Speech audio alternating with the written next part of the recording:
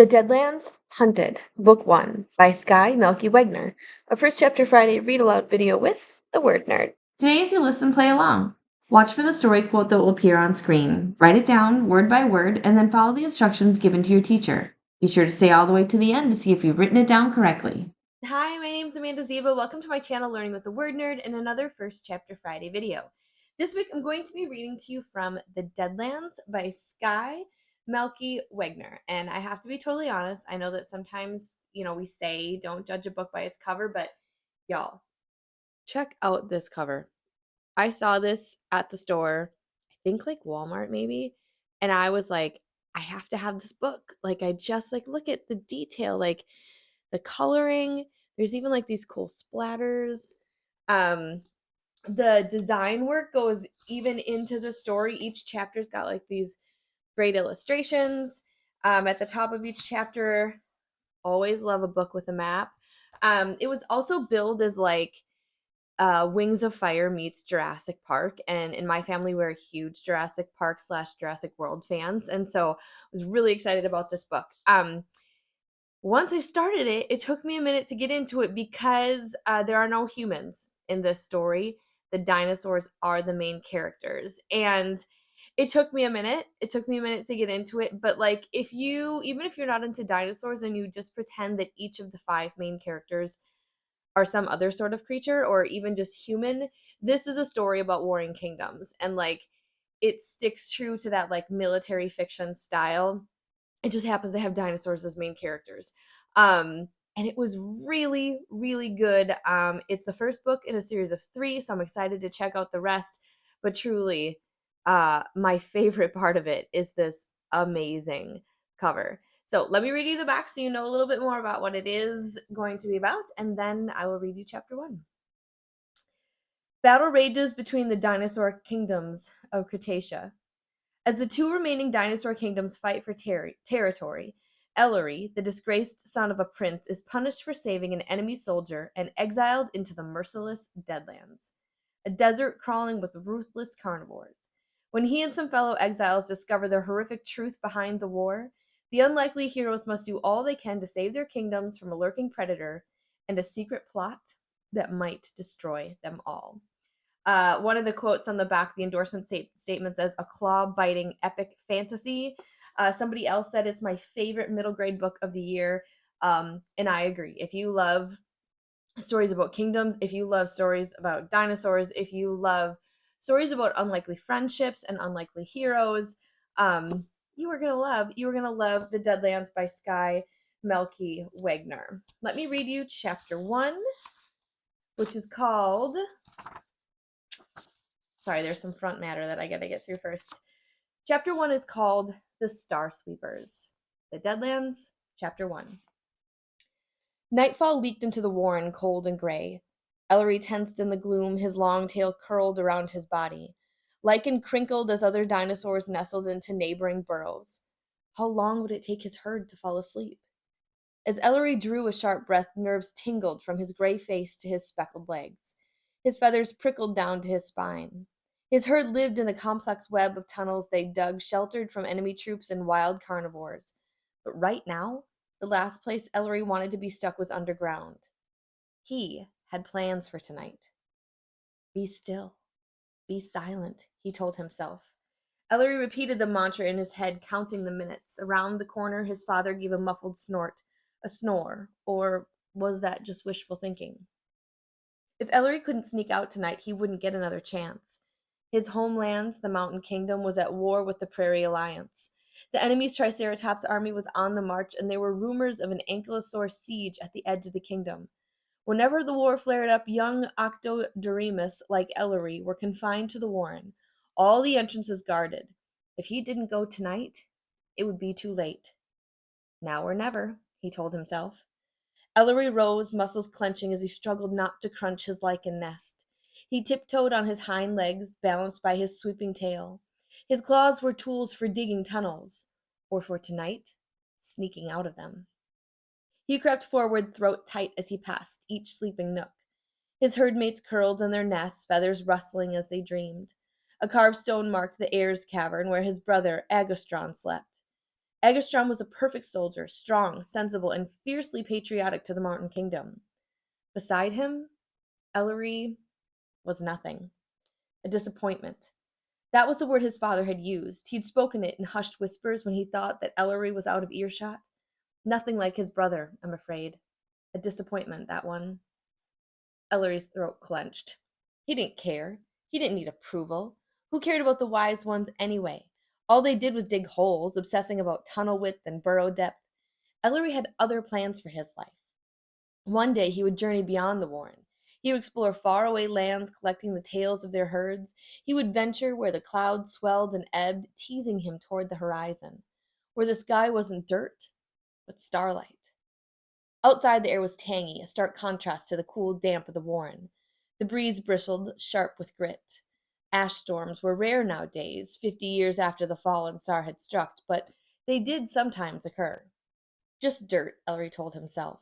The Deadlands weren't burning tonight, and the distant fire peak wasn't ablaze. His family's warren lay deep within the mountain kingdom. Even if the Prairie Alliance sent a scouting party, it would be easy to hear a gang of ankylosaurs or triceratops smashing through the undergrowth. Hornheads weren't exactly known for their subtlety. Instead, he feared the carnivores. The carnivores held no allegiances. They belonged to no kingdoms or armies.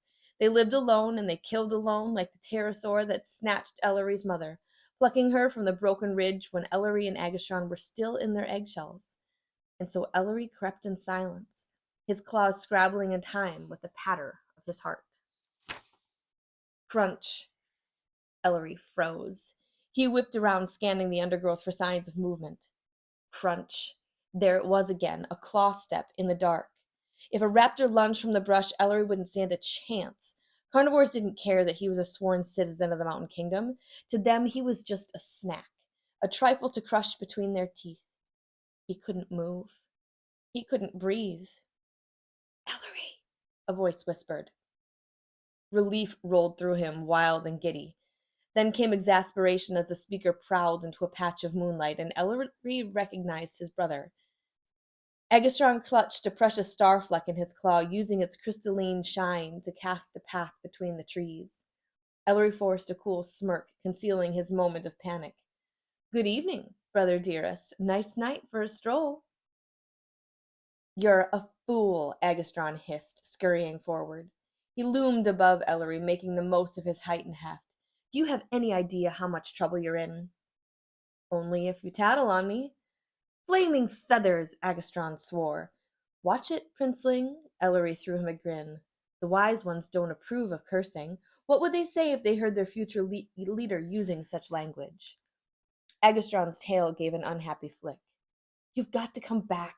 It's too dangerous to be out tonight. Ellery stood his ground. I can't miss tonight. You know that. It'll be a whole year before they come back again.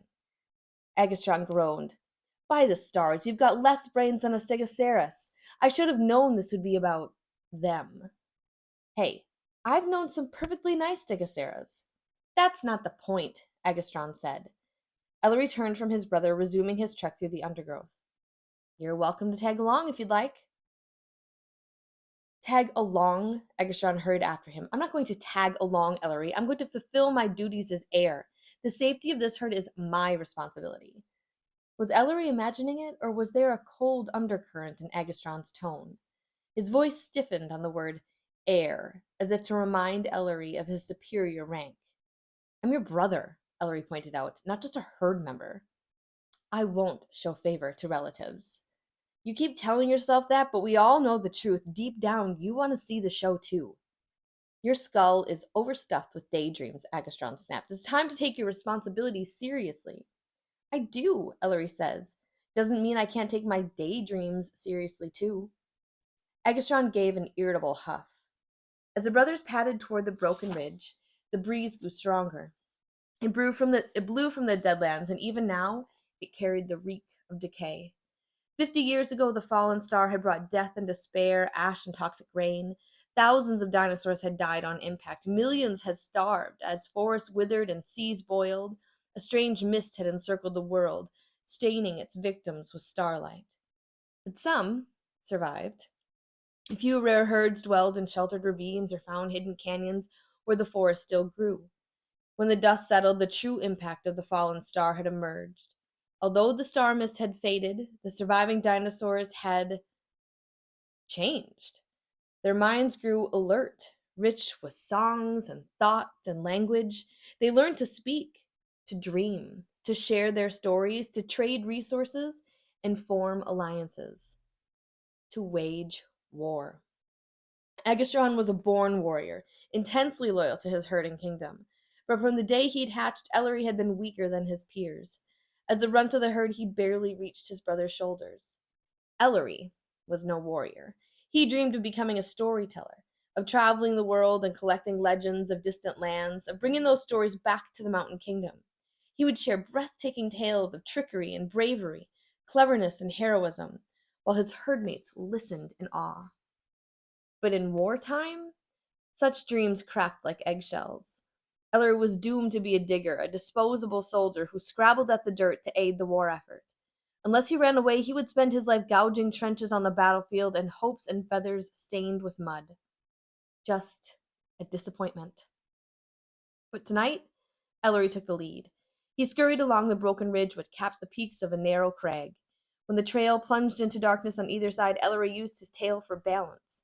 Scraggly trees rose from the edges, painting creases in the night sky. No need to run, Egastron huffed, bustling after him. And I should go first. I'm the one with the star fleck. Eleri glanced at the light in his brother's claw. Star flecks were precious fragments of the fallen star. When they burned, they increased the strength and speed of their bearer. It was wasteful to burn a fleck tonight, but Agastron could afford to fritter away its power. As future prince of the Broken Ridge, he had a steady supply from those hoping to win his favor. Beside him, Eleri walked in shadow. Beyond the ridge they climbed a gravel slope.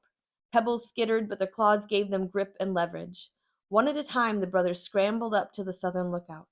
We made it, Eleri puffed, just in time for the show.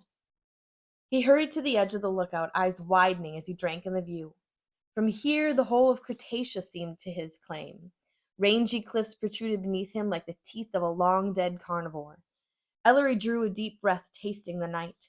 This was his home, his world, the open sky littered with stars and the endless plains beyond, not the damp old stuffy warren. I don't like this. Agastron's voice was a growl. He clenched his claw around the starfleck, cutting up its light. We're too exposed here. It's too open. Eleri ignored him, focusing on the sweep of the landscape below. The mountain kingdom trailed down from cliffs into foothills. The kingdom was a knot of peaks and vales, home to herds of iguanodons, stegoceras, and octodoremus. Ori. I'll put this one on the. It's the name of Eleri's kind of dinosaur. It's not a very popular one that I know, like T-Rex or something. It's Ori Todomia something. So there you go. If you're struggling to say words, know that even people who read out loud for their living can't always read the words either. Far below, the cold canyon split the landscape in half, slithering away to the southern horizon. West of the canyon, foothills melted into the patchwork of scrubs and gorges, home to the Prairie Alliance. Out on the plains, triceratops and ankylosaurs banded together, waging war against the mountain kingdom in an attempt to claim its fertile land. On the prairie, a dark mass was gathering. Eleri couldn't make out any of the details, but it wasn't hard to recognize the shape of a mustering army. His insides tightened. It was true then. The Prairie Alliance planned a fresh attack. Every siege, the Alliance claimed more land. Every battle, their onslaught pushed further. One by one, the foothills fell into enemy claws. But the war was reaching a tipping point. Day by day, the number of soldiers dwindled. No one admitted it out loud, but Eleri had heard the rumors. The elders spoke of it in hushed tone, whispering their worries in the dark of the warren.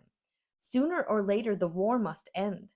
One kingdom would win and the other would lose, and when that happened, King Torvi of the Prairie was determined to claim these peaks as his own. In the silence, Eleri refocused on the canyon's east side. There the view held something far more sinister than an army. The Deadlands, he whispered. Hey, do you think the migration's starting? Agastron cut in. Since you went to all the effort of sneaking out, I assume you'd like to actually see it? His mouth curled. Or has your attention span shrunk to match your height? Eleri whirled back, stung by the jab. Growing up, he had always liked to think of Agastron's insults as brotherly teasing, but recently the heir's words had sharpened, as if something acidic had seeped into the mockery.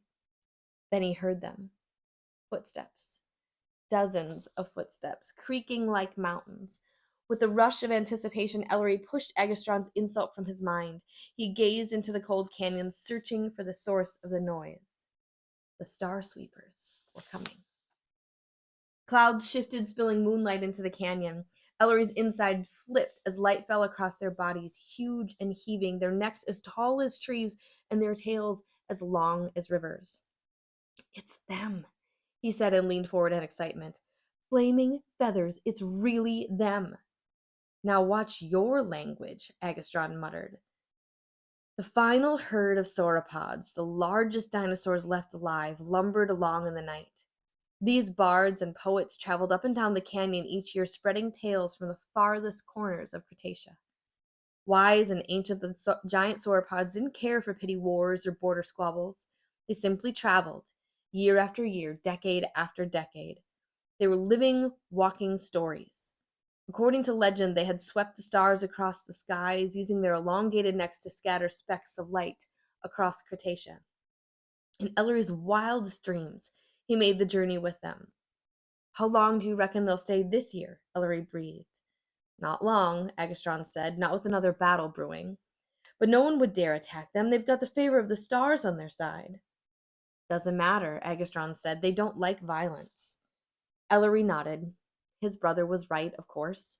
Sometimes the sauropods stayed in the lower foothills for a few days, grazing in preparation for their journey north. But this year, they wouldn't linger. The giants would continue their migration, passing through the mountain kingdom into the unknown north. By tomorrow, they'd likely be gone. "Well, we saw them," Agastron said dismissively. "One last time, at least. Time to head home." Eleri threw him a sharp look. "Don't talk like that." "Like what?" "One last time, like they're about to die out or something." Agastron shrugged. "Their herd shrinks every year. And I don't see any hatchlings, do you?"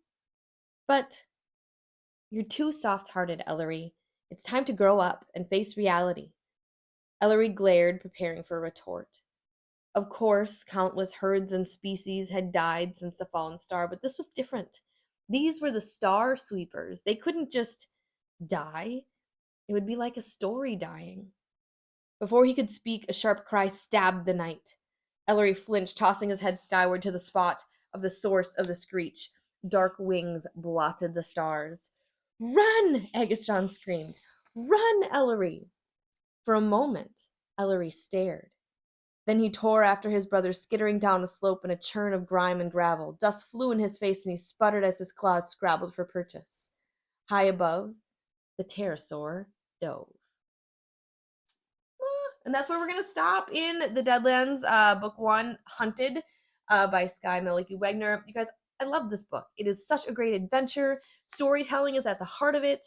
And I think that you're really going to like it too. So pick up a copy at your school library, purchase one from your favorite local indie bookstore, or you can always grab it via the link down in the video description box. Thank you so much for joining me for this First Chapter Friday video. I hope you'll come back again next week for more great stories. Happy reading! To continue reading The Deadlands, Hunted by Skye Melki-Wegner, pick up a copy from your school library, purchase one from your favorite local indie bookstore, or grab it via the link in the video description box below. Then be sure to check out the rest of the First Chapter Friday playlist. It is growing and has over 200 ready and waiting for you to check out. This week's mystery quote says, "You're saying that something good can come out of this? Even something destructive can lead to new hope?" Yes. Thanks so much for visiting my channel, Learning with the Word Nerd. I hope you come back again for more First Chapter Friday videos, brain breaks, direct instruction videos, and more. I'll see you again next time. Happy reading.